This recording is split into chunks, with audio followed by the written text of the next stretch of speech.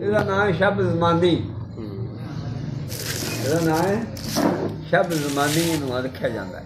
ਇਹ ਫਰਕੜੀ ਇਹਦੇ ਫਵਾਇਦ ਹੈ। ਪਹਿਲੇ ਨੰਬਰ 'ਤੇ ਆਮ ਫਵਾਇਦ ਜਿਹੜਾ ਨਾ, ਇਹ ਖੁਸ਼ਕ ਸਰਦ ਹੁੰਦੀ ਹੈ। ਹਾਂਜੀ, ਅਤੇ ਇਹ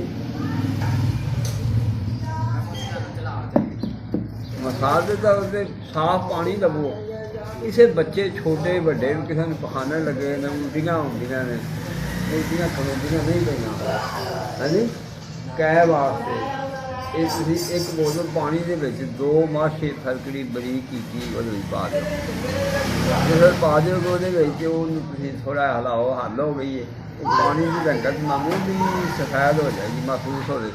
ਜ਼ਿਆਦਾ ਗਾੜੀ ਨਹੀਂ ਕਰਨੀ, ਚੋਖੀ ਫਰਕੜੀ ਨਹੀਂ ਪਾ ਲੈਣੀ। ਚੋਖੀ ਫਰਕੜੀ ਮਤਲਬ ਤੁਸੀਂ ਆਖੋ ਜੀ ਛੇਤੀ ਕੁਝ ਤੋਂ ਕਰ ਦੇਗੀ। ਹਾਂ, ਉਹ ਪਾਣੀ ਜਿਹੜਾ ਨਾ ਬੰਦੇ ਨੂੰ ਕਿਸੇ ਨੂੰ ਉਲਟੀਆਂ ਹੁੰਦੀਆਂ ਹੋਣ ਅਤੇ ਇੱਕ ਘੁੱਟ ਪਿਆ ਦੇਣਾ। ਮਸਾਲ ਦੇ ਤੌਰ 'ਤੇ 50 ਗ੍ਰਾਮ। ਜੇ ਉਹ 5-10 ਮਿੰਟ 5 ਮਿੰਟ ਹੈ ਤਾਂ ਫਿਰ ਇੱਕ ਘੁੱਟ ਪਿਆ ਦਿਓ।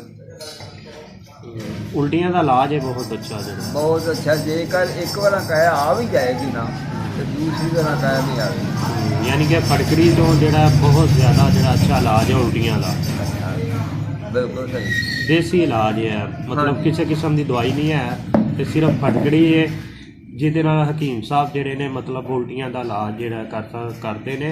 ਇਹ ਤੋਂ ਹੋਰ ਵੀ ਮਤਲਬ ਕਾਫੀ ਜ਼ਿਆਦਾ ਫਾਇਦੇ ਨੇ ਇਹਦੇ। ਹਾਂ, ਦੂਸਰਾ ਹੋਰ ਕੋਈ ਫਵਾਇਦ ਸੁਣਨਾ ਤੇ ਉਹ ਗੱਲ ਕਰ ਲਓ। ਇੱਕ ਅੱਧੀ ਹੋਰ ਮਤਲਬ ਇਹਦੀ ਚੀਜ਼ ਦੱਸੋ ਤੁਸੀਂ ਜਿਹੜੀ ਬਿਲਕੁਲ ਸਹੀ, ਬਿਲਕੁਲ ਸਹੀ। ਮਸਾਲ ਦੇ ਤੌਰ 'ਤੇ ਕਿ ਤੁਸੀਂ ਅੱਖਾਂ ਨੂੰ ਦਾਰੂ ਪਾਉਣਾ, ਤੁਹਾਡੇ ਅੱਖਾਂ 'ਚ ਸੁਰਖੀ ਰਹਿੰਦੀ ਹੈ। ਦਾਰੂ ਬਣਾਉਣਾ ਹੋਵੇ ਤੇ ਇਹ ਤੁਸੀਂ ਇਸ ਤਰ੍ਹਾਂ ਕਰੋ, 10 ਤੋਲੇ ਗੁਲਾਬ ਦਾ ਰਸ ਲਓ, 10 ਤੋਲੇ,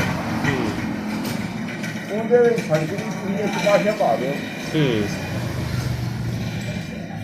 ਉਹਦੇ ਵਿੱਚ ਮੁਸ਼ਕ ਫੂਲ ਇੱਕ ਮਾਸ਼ਾ ਪਾ ਦਿਓ। ਠੀਕ ਹੋ ਗਿਆ।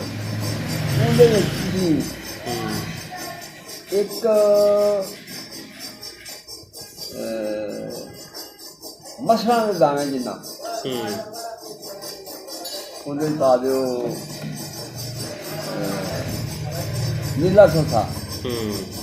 ਇੰਨੇ ਚੀਜ਼ਾਂ ਨੂੰ ਖਰੜ ਕਰਕੇ 10 ਤੋਲੇ ਗੁਲਾਬ ਦਾ ਰਸ ਪਾਇਆ, ਉਹ 10 ਤੋਲੇ ਗੁਲਾਬ ਦਾ ਰਸ ਜਿਹੜਾ ਤਾਂ ਉਹਨੂੰ ਇਸ ਤਰ੍ਹਾਂ ਕਰਨਾ ਹੈ, ਉਹ ਖਰੜ ਕਰਕੇ ਅਤੇ ਫਿਰ ਉਹਨੂੰ ਇਸ ਤਰ੍ਹਾਂ ਕਤਰਾ ਚੁੱਕ ਕੇ ਅਤੇ ਚੱਕ ਕੇ ਵੇਖ ਲੈਣਾ। ਜ਼ਬਾਨ 'ਤੇ ਜ਼ਿਆਦਾ ਖੁਸ਼ਕੀ 'ਚ ਨਹੀਂ ਮਹਿਸੂਸ ਕਰਾਉਂਦਾ, ਉਹਦਾ ਜ਼ਾਇਕਾ ਮੱਠਾ ਜਿਹਾ ਹੈ, ਅਤੇ ਉਹਨੂੰ ਭੁੰਨ ਲੈਣਾ। ਫਿਰ ਭੁੰਨ ਕੇ ਸ਼ੀਸ਼ੀ ਪਾ ਲਓ ਅੱਖਾਂ ਵਾਸਤੇ। ਜੇ ਅੱਖਾਂ ਕਿਸੇ ਖਰਾਬ ਹੋਈਆਂ ਨੇ, ਜਿਸ ਤਰ੍ਹਾਂ ਸੁਰਖੀ, ਜਿਸ ਤਰ੍ਹਾਂ ਮਸਾਲ ਦੇ ਤੌਰ 'ਤੇ ਅੱਜ ਆ ਵੈਲਡਿੰਗ ਵਾਲਾ ਵੇਖਦਾ ਹੈ ਅਤੇ ਉਹ ਅੱਖਾਂ ਸੁਰਖ ਹੋ ਜਾਂਦੀਆਂ। ਲੋਕ ਉਹਦੇ ਉਹ ਕਈ ਚੀਜ਼ਾਂ ਉੱਤੇ ਬੰਨ੍ਹਦੇ ਨੇ ਸੁਰਖੀ ਢਾਲ ਵਾਸਤੇ। ਇਹ ਦਿਹਾੜੀ ਦੇ ਵਿੱਚ 3-4 ਵਾਰੀ ਕਤਰਾ ਤੁਸੀਂ ਅੱਖ 'ਚ ਪਾਓ, ਅੱਖਾਂ ਦੀ ਸੁਰਖੀ ਹਟ ਜਾਏਗੀ।